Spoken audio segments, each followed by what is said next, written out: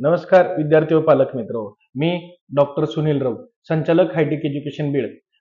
स्वप्न MBBS 2025 चे या सदराखाली अ, आपण एका अशा विषयावर चर्चा करणार आहोत की आता जी गोष्ट महत्त्वाची आहे तुमच्या ऍडमिशन प्रोसेससाठी जी काही लागणारी काही गोष्टी आहेत त्या विषयावरती आज आपण ह्या व्हिडिओमध्ये चर्चा करणार आहोत.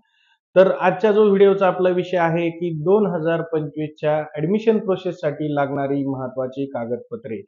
ती कागदपत्रे आपल्याला केव्हा आपल्यापाशी हवेत, कुठनं ती कलेक्ट करायची आहे, त्याची व्हॅलिडिटी कशी आहे, ती त्याच्यामध्ये काय दुरुस्ती आहे का ज्यांनी कुणी काढलेल्या आहेत, त्यासाठी आपल्याला काय काय आपल्याला चेक करायचं आहे ह्या गोष्टीबद्दल चर्चा करणार आहोत. कुठले डॉक्युमेंट्स आपल्या कॉलेजमधनं काय काय कलेक्ट करायचे आहेत, बिफोर रिझल्ट काय काय आपल्यापाशी असायला पाहिजे, आफ्टर रिझल्ट आपल्यापाशी काय असायला पाहिजे, ह्या सर्व गोष्टीवरती आज आपण चर्चा करणार आहोत. जर तुम्ही आमच्या चॅनलला नवीन असाल तर आमच्या चॅनलला लाईक आणि सबस्क्राईब करा, जेणेकरून 2025 ची जी काही नीट यूजीची प्रोसेस आहे त्या प्रोसेसमध्ये जे काही day by day Naveen update येत राहणार ते आमच्या युट्यूब चॅनलला आम्ही पोस्ट करतो. याचं नोटिफिकेशन आपल्यापर्यंत पोहोचावं यासाठी तुम्ही आमच्या चॅनलला सबस्क्राईब करा, बेल आयकॉनचं बटन दाबा जेणेकरून आपल्याला नोटिफिकेशन येईल.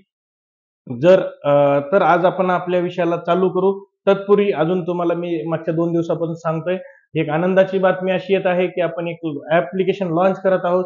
जे विद्यार्थी पालक अँड्रॉइड मोबाईल यूज करत असतील त्यांनी प्ले स्टोअरवरनं ते डाउनलोड करायचंय. तसंच काही विद्यार्थी जर आयफोन वगैरे यूज करत असतील तर iOSच्या प्ले स्टोअर मधनं त्यांनी ते ऍप्लिकेशन डाउनलोड करायचं. त्याच्यामध्ये तुम्हाला काय तर तुम्ही तुमचं नाव नोंदणी करायचंय. याच्यामध्ये त्या ऍप्लिकेशनवरची नाव नोंदणी जी आहे ही संपूर्णपणे निशुल्क आहे. ती नाव नोंदणी केल्याच्या नंतर तुमचा एक क्रेडिट स्कोर तुम्ही टाकायचा आहे, त्याची रँक वगैरे काय टाकायची आहे. तुम्ही आत्ता फक्त तुम्ही ते ऍप्लिकेशन डाउनलोड करायचं आहे. ज्यावेळेस तुमचा रिझल्ट येईल त्यावेळेस तुम्ही त्याच्यात तुमचं तुमचं ऑल इंडिया रँक टाकायची आहे. ऑल इंडिया रँक टाकल्यानंतर तुमचे मार्क, तुमची कॅटेगरी, तुम्हाला प्रेफर्ड कोर्स कुठला कुठला हवा आहे हे त्याच्यामध्ये फिल करायचं. तुम्हाला नेक्स्ट मोमेंटला डिरेक्टली तुम्हाला त्या कोर्सचं अशी एक पीडीएफ तयार होईल की त्या पीडीएफ मध्ये तुम्हाला कुठलं कॉलेज लागू शकतं हे लगेच त्या तुमच्या रँकनुसार हे तुम्हाला लगेच दिसेल. तर हे ऍप्लिकेशन आपलं 2-3 दिवसात लॉन्च होणार आहे. तर त्यामुळे तुम्ही आमच्या व्हिडिओला कनेक्ट राहा आणि हा व्हिडिओ शेवटपर्यंत बघत राहा, जेणेकरून आपल्या कॅटेगरीनुसार लागणारे काही काही जे डॉक्युमेंट्स आहेत ते आपल्याला भेटणार. काय काय कलेक्ट करायचे याची संपूर्ण माहिती तुम्हाला शेवटपर्यंत भेटली जाईल. तर चला सुरुवात करूया आजच्या व्हिडिओला. तर आजच्या व्हिडिओचा विषय आहे की 2025च्या नीट यूजी की मेडिकल कोर्सेससाठी लागणारे आवश्यक डॉक्युमेंट याबद्दल आपण चर्चा करणार आहोत.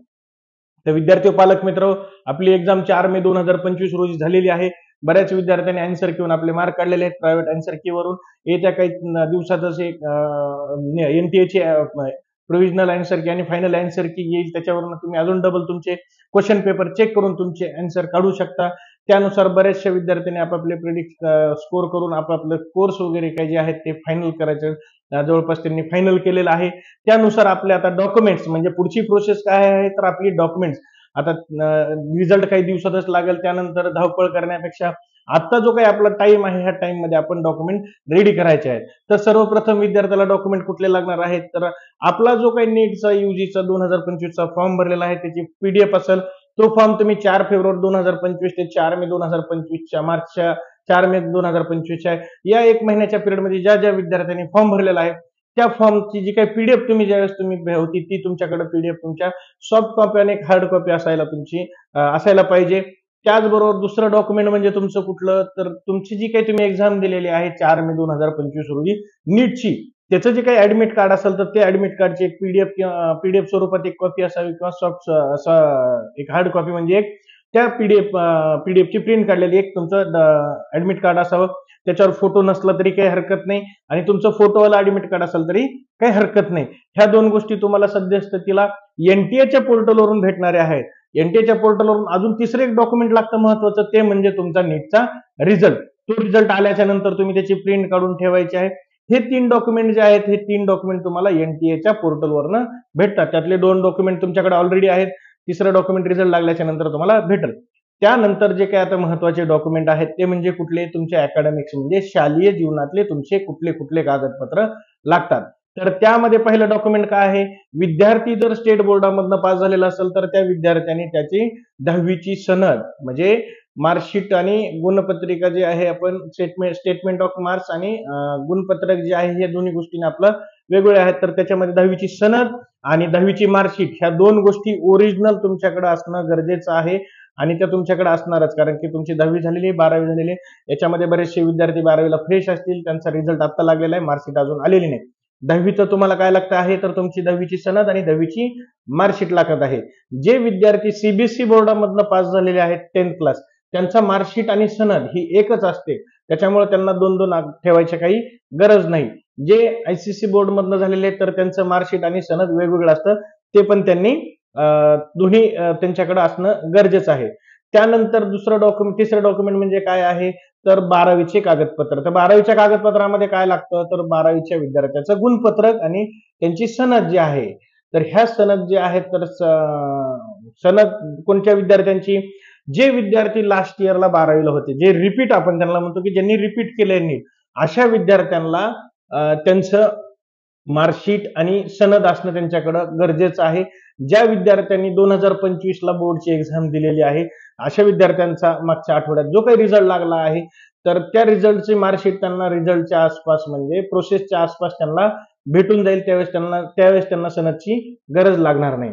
आता याच खालोखाल डॉक्युमेंट कुठलं लागतं तर विद्यार्थ्यांचा शाळा सोडल्याचा दाखला, त्याला टीसी म्हणतात कुणी किंवा एलसी म्हणतात. शाळा सोडल्याचा दाखला जो आहे, आपण 12वी जिथं कंप्लीट केलेली आहे त्या कॉलेजमधनं आपल्या जो काही अकॅडमिक्सचा ज्या काही कोर्सचा जो आपला दाखला आहे शाळा सोडल्याचा, त्याची ओरिजिनल प्रत आपल्याकडे असणं गरजेचं आहे.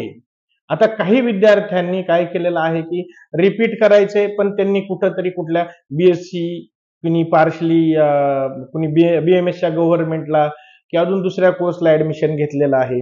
बट पॅरलली त्यांनी काय केलेलं आहे, नीटचा अभ्यास केलेला आहे, तर नीटला त्यांना चांगले मार्क येत आहेत. तर अशा विद्यार्थ्यांनी काय करायचंय, आपला जो काही रनिंग कोर्स चालू आहे, कोणी बीएससी असेल, बीए असेल, बीकॉम असेल किंवा अदर इंजिनिअरिंग असेल, कोणी बीएमएस ला घेतलेला असेल, बीएचएमएस ला घेतलेला असेल, अशा विद्यार्थ्यांनी त्या कॉलेजचा त्यांचा नापासचा टीसी जरी भेटला तरी चालेल, काही हरकत नाही, पण तुमचा तो ओरिजिनल टीसी तुमचा लास्ट इयरच्या अकॅडमिक्सचा हवा, हे सर्वात महत्वाचं. त्यानंतर विद्यार्थ्याचं डॉक्युमेंट कुठलं लागतं तर विद्यार्थ्याचं अपडेटेड आधार कार्ड. आधार कार्ड विद्यार्थ्याचं असणं खूप गरजेचं आहे. त्याच्यात तुमचं अपडेट झालेलं पाहिजे. नसेल झाले तर अपडेट करून घ्या. आपल्या नावाची स्पेलिंग, जन्मतारीख ह्या सगळ्या गोष्टी चेक करून घ्या. त्यानंतर विद्यार्थ्याचं डॉक्युमेंट कुठलं लागतं तर मायग्रेशन सर्टिफिकेट. तर मायग्रेशन सर्टिफिकेट कुणाला लागतं विद्यार्थी पालक मित्रांनो, ज्या विद्यार्थ्यांचं ऍडमिशन 12वी जी आहे महाराष्ट्र स्टेटमध्ये झाली आहे, पण त्यांना अदर स्टेटमध्ये ऍडमिशन घ्यायचं आहे, तर अशा विद्यार्थ्यांना मायग्रेशन काढणं खूप गरजेचं आहे. मागच्या 2 वर्षापासून म्हणजे 2023 पासून एक स्टेट बोर्डने एक नियम काढलेला आहे की जे विद्यार्थी 12वी पास होतात, त्यांचा रिझल्ट घेतात, त्याच्यासोबत ते मायग्रेशन सर्टिफिकेट लगेच देतात, लगेच इश्यू करतात विद्यार्थ्यांना. म्हणजे त्यावेळेस विद्यार्थ्यांनी कुठले कुठले डॉक्युमेंट घ्यायचे 12वीच्या कॉलेजमधनं, आपला 12वीचा मार्कशीट, 12वीची टीसी आणि सोबत मायग्रेशन सर्टिफिकेट. म्हणजे कुठले आता जे फ्रेशला आहेत किंवा जे लास्ट इयरला असतील त्यांनी जे घेतलेले असतील तर त्यांनी मायग्रेशन असेल, 2023च्या विद्यार्थ्यांना पण कॉलेजनेच मायग्रेशन दिलेलं आहे. बट बिफोर 2023च्या जे अगोदरचे विद्यार्थी आहेत तर त्यांनी काय करायचंय, ऑनलाईन आपल्या बोर्डच्या पोर्टलवर जाऊन ऑनलाईन मायग्रेशनला अप्लाय करायचं आहे. ते तुम्ही पोस्टाद्वारे मागू शकता, मेलवरती मागू शकता किंवा बाय हँड मागू शकता. त्याची एक नॉमिनल फीस आहे ₹165, ती पे करून तुम्ही ते घेऊ शकता. हे मायग्रेशन कोणाला पाहिजे, ज्यांना बाहेरच्या राज्यामध्ये ऍडमिशन करायचं असेल त्यांना. दुसरं कुठल्या विद्यार्थ्यांना मायग्रेशन गरजेचं आहे की ज्या विद्यार्थ्यांनी सीबीएसई बोर्डामधनं 12वी पास केलेली आहे, अशा विद्यार्थ्यांना ही मायग्रेशन लागतं. जर त्यांना इकडं मेडिकल कोर्सला यायचं असेल तर त्यांना ते कॉलेजच प्रोव्हाइड करतं. तर मायग्रेशन कोणाला लागतं तर ज्या विद्यार्थ्यांना बाहेरच्या राज्यामध्ये ऍडमिशन करायचं आहे. आता याच्यानंतर दुसरं एक डॉक्युमेंट विद्यार्थ्याचं महत्वाचं म्हणजे कुठलं तर विद्यार्थ्यांचं इलेक्शन कार्ड म्हणजे मतदान कार्ड असणं खूप गरजेचं आहे ऍडमिशनच्या वेळेस. पण बऱ्याचशा विद्यार्थ्यांनी त्यांचं मतदान कार्डची नोंदणी केलेली नाही अजून किंवा काढलेलं नसेल किंवा नसेल, तर अशा विद्यार्थ्यांनी घाबरायचं कारण नाही. अशा विद्यार्थ्यांनी काय करायचं, at the time of admission college give you the form number C, annexure C, तो फॉर्म तुम्ही भरून द्यायचा. का तर तुमच्या त्या इलेक्शन कार्डच्या अगेन्स्ट की बाबा मी काढलेलं नाही पण आम्ही भविष्यात कडून तुम्हाला ते इश्यू करू, तो फॉर्म तुम्ही देणं खूप गरजेचं आहे. तो विद्यार्थ्यासाठी खूप महत्वाचा डॉक्युमेंट आहे. यानंतर कुठलं डॉक्युमेंट लागतंय तर डॉक्युमेंट लागतं कॅरेक्टर सर्टिफिकेट. तर हे कॅरेक्टर सर्टिफिकेट कुठून इश्यू करायचं तर पोलीस स्टेशनहून का तर बिलकुल नाही. बऱ्याचशा पालकांचा संभ्रम होतो, चुकीचं होतं की कॅरेक्टर सर्टिफिकेट पोलीस स्टेशनहून काढायचं. तर नाही, विद्यार्थ्यांचं कॅरेक्टर सर्टिफिकेट कुठनं इश्यू करायचं? विद्यार्थ्यांनी 12वी जिथं कंप्लीट केलेली आहे त्या कॉलेजमधनं कॅरेक्टर सर्टिफिकेट इश्यू करायचं. तर त्याचा फॉर्मॅट कुठं आहे? तर त्याचा फॉर्मॅट आपल्या WhatsApp ग्रुपमध्ये आपण टाकून देऊ. ज्यांना कुणाला हवं असेल त्यांनी डिस्क्रिप्शन बॉक्समध्ये फोन करून आमच्या फोन नंबरवर फोन करून त्याचा फॉर्मॅट मागायचा. त्याची पीडीएफ प्रिंट काढून त्या प्रिंटवरती कॉलेजचे प्रिन्सिपल आणि क्लर्कचा सिग्नेचर व कॉलेजचा स्टॅम्प हे दोन आणणं गरजेचं आहे. जे रिपीट विद्यार्थी आहेत आणि त्यांनी गेल्या वर्षी काढलेला असेल तर त्या विद्यार्थ्यांना कॅरेक्टर सर्टिफिकेट काढायची गरज आहे का? तर नाही. अशा विद्यार्थ्यांनी काढायची गरज नाही. गेल्या वर्षीचं कॅरेक्टर सर्टिफिकेट चालले जाईल. पण जे फ्रेश विद्यार्थी आहेत त्यांनी कॉलेजमधनं आपलं कॅरेक्टर सर्टिफिकेट काढणं गरजेचं आहे. आता यानंतर दुसरं डॉक्युमेंट कुठलं? तर मेडिकल फिटनेस सर्टिफिकेट. तर मेडिकल फिटनेस सर्टिफिकेट कुणाला गरजेचं आहे? तर हे प्रत्येक विद्यार्थ्याला गरजेचं आहे. जे रिपीटला होते विद्यार्थी त्यांना गरजेचं आहे. जे विद्यार्थी फ्रेश आहेत त्यांना गरजेचं आहे. तर हे मेडिकल सर्टिफिकेट कुठून काढायचं? रजिस्टर्ड एमबीबीएस डॉक्टर, तो कुठलाही असो, रजिस्टर्ड एमबीबीएस डॉक्टर असेल, एमडी असेल, नो प्रॉब्लेम. पण minimum qualification of that doctor is registered MBBS doctor from recognise university, right. अशा डॉक्टरकडनं त्यांच्या लेटर हेडवरती, डॉक्टरच्या लेटर हेडवरती जो काही मेडिकल फिटनेसचा फॉर्मॅट आहे त्या फॉर्मॅटच्या टाईप करून त्याच्यावरती त्या डॉक्टरची साइन, सिग्नेचर आणि त्यांचा रजिस्टर्ड नंबर मेन्शन असलेला स्टॅम्प घ्यायचा आहे. तोच सर्टिफिकेट जे आहे तुम्हाला रजिस्ट्रेशनच्या वेळेस आणि ऍडमिशनच्या वेळेस व्हॅलिड धरलं जातं. तर यानंतर अजून दुसरं सर्टिफिकेट कुठलं लागतं? तर ज्यांना लिंग्विज्युअल म्हणजे जे काही भाषेचं ज्यांचं सेपरेट भाषेचं आहे की कोणी हिंदी भाषिक असतात, तर अशा विद्यार्थ्यांना जे काही सर्टिफिकेट लागतात त्यांनी त्यांच्या ₹100 बॉन्डवरती आपल्या भाषेचे जे काही सर्टिफिकेट आहे की हिंदी भाषिक कॉलेजला घ्यायचे किंवा अजून दुसरं याला मायनॉरिटीच्या याला घ्यायचे, त्यांनी त्यांच्या फॉर्मॅटमध्ये तो जो काही फॉर्मॅट आहे तो फॉर्मॅटही आपण ग्रुपला शेअर करू. त्या फॉर्मॅटवर तो ₹100 बॉन्डवरती, आता ₹100 बॉन्ड नसल्यामुळे तो जो आहे तो याच्यावरती घ्यायचा आपण ₹500 बॉन्डवर तो टाईप करून नोटराईज करून तो घेणं गरजेचं आहे. याच्यानंतर अजून कुठलं डॉक्युमेंट लागतं? तर गॅप सर्टिफिकेट. तर गॅप सर्टिफिकेट कोणासाठी लागतं? ज्या विद्यार्थ्यांनी रिपीट केलंय. ज्या विद्यार्थ्यांनी याच्या आधी 1, 2, 3 वेळेस जे काही रिपीट केलेले असतील नीट आणि त्यांना ह्या वर्षी ऍडमिशन प्रोसेसमध्ये उतरायचं आहे, तर अशा विद्यार्थ्यांनी बॉन्ड पेपरवरती ₹500 बॉन्ड पेपरवरती जो काही गॅप सर्टिफिकेटचा फॉर्मॅट आहे त्या फॉर्मॅटमध्ये तुम्ही ते टाईप करून घ्यायचं. तिथं विद्यार्थ्यांनी आपलं नाव, आपलं गाव, आपली कॉलेजचं नाव, 12वी कधी कंप्लीट झाली याचं पूर्णपणे लिहायचं आहे. कुठल्या कॉलेजला घ्यायचं आहे ती जागा ब्लँक सोडली तरी हरकत नाही. ह्या सगळ्या गोष्टी टाईप करून प्रॉपरली चेक करून हे पण तुम्ही नोटराईज करायचं आहे. तुम्ही नोटराईज करून ते तुम्ही कॉलेजला सबमिट करू शकता. याच्यानंतर जे काय आहे तुम्हाला जे लागणार आहे, आता याच्यानंतरची जी डॉक्युमेंट आहेत, हे डॉक्युमेंट कुणाला, आता हे जे मी तुम्हाला डॉक्युमेंट सांगितले तर हे सर्व कॅटेगरीला कॉमन आहेत. याच्यामधले फक्त जे काही प्रांत भाषिक जे आहेत ते समजा ज्यांना हिंदी भाषिकचं काढायचंय त्यांच्यासाठी किंवा ज्यांना मायनॉरिटीचं काढायचे त्यांच्यासाठी तेवढंच एक डॉक्युमेंट जे आहे ते वेगळं आहे. अदरवाईज हे बाकीचे डॉक्युमेंट जे आहेत हे सगळ्या कॅटेगरीच्या विद्यार्थ्यांना कॉमन आहेत. आता यानंतर आपण दुसरं जे काही डॉक्युमेंट बोलणार आहोत, जे कॉमनचं एक डॉक्युमेंट राहिलं ते म्हणजे कुठलं? नॅशनॅलिटी आणि डोमेसाईल.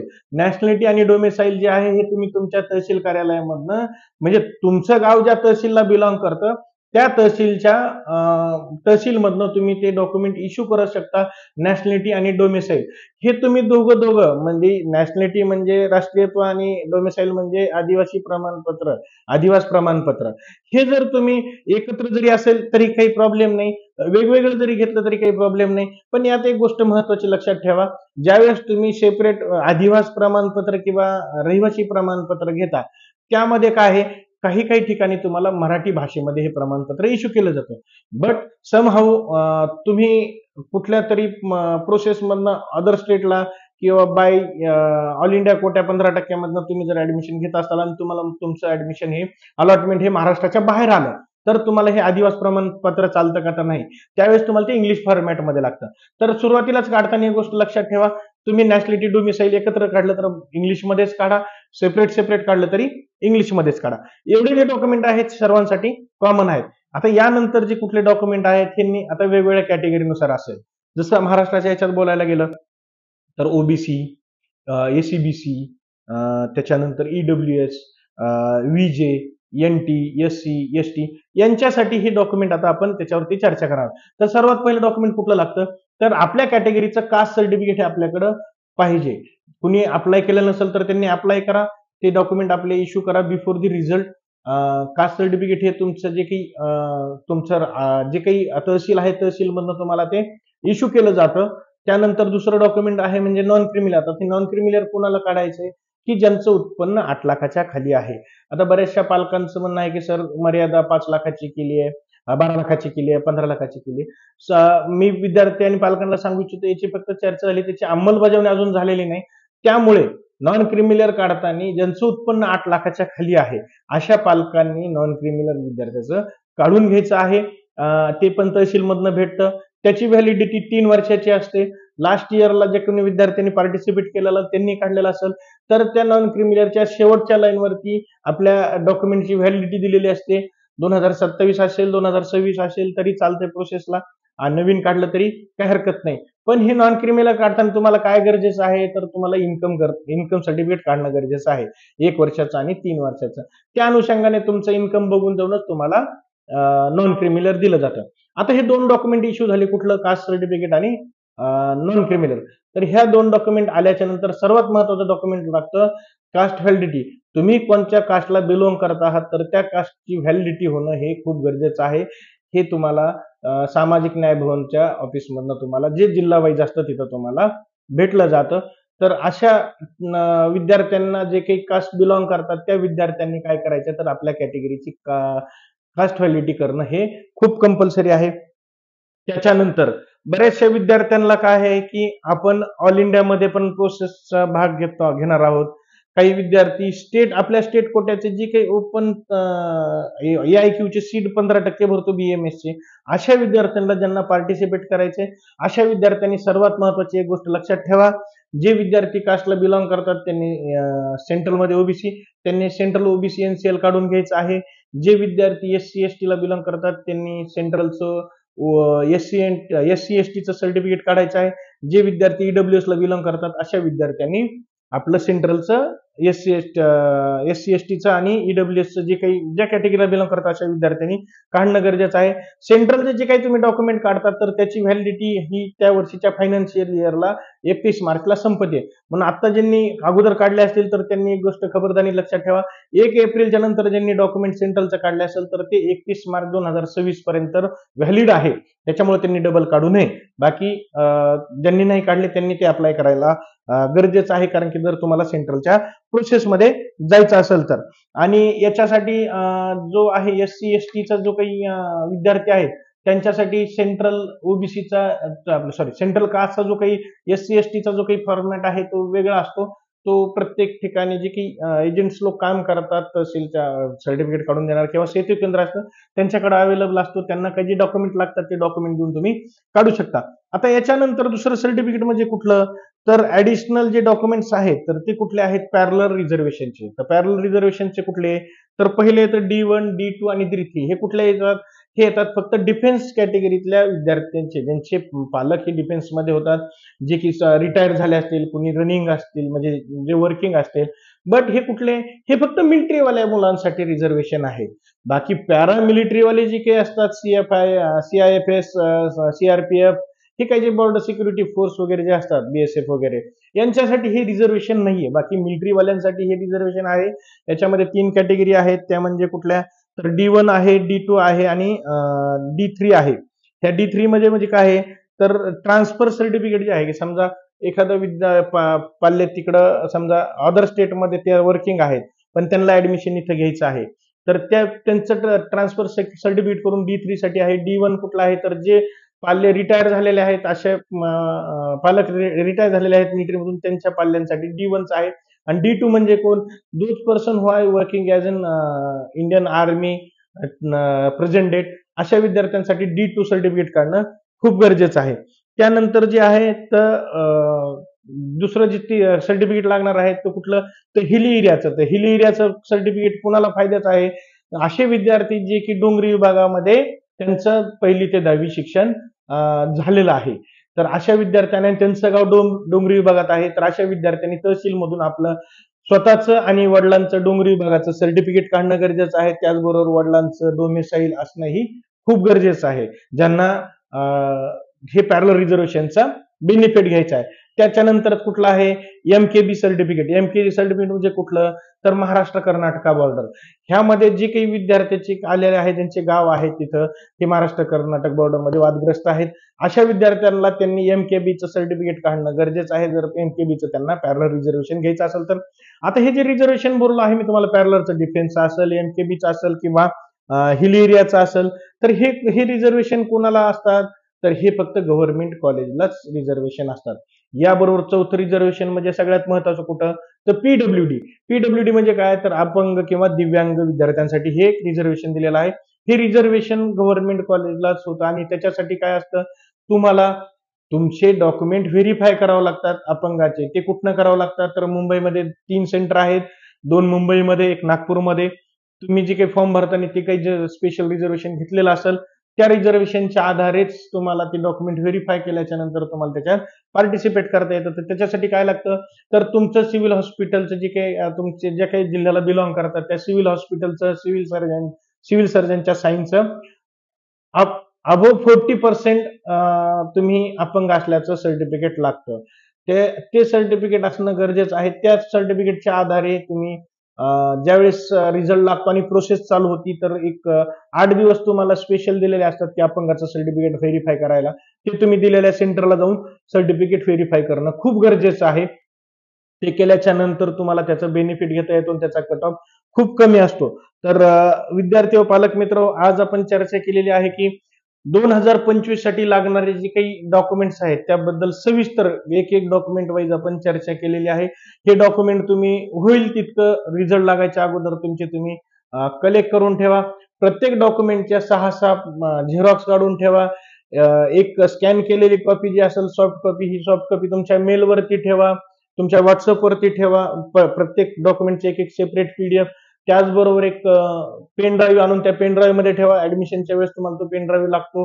ह्या गोष्टी तुम्ही बिफोर रिझल्ट केल्या तर तुम्हाला नंतर पळापळ होणार नाही, कारण की बऱ्याच विद्यार्थी रिझल्ट लागल्याच्या नंतर प्रोसेस चालू झाली आणि ऍडमिशनच्या प्रोसेसच्या वेळेस ह्या कागदपत्राच्या मागे लागले आणि ह्या गव्हर्नमेंटच्या साईटला काही इश्यू झाला तर तुम्हाला टायमिंगला डॉक्युमेंट नाही भेटले तर आणि ते डॉक्युमेंट तुम्ही सबमिट नाही केले तर तुमचं ऍडमिशन पण कॅन्सल होऊ शकतं. त्यामुळं बिफोर तुम्ही हे डॉक्युमेंट सगळे कलेक्ट करून ठेवा.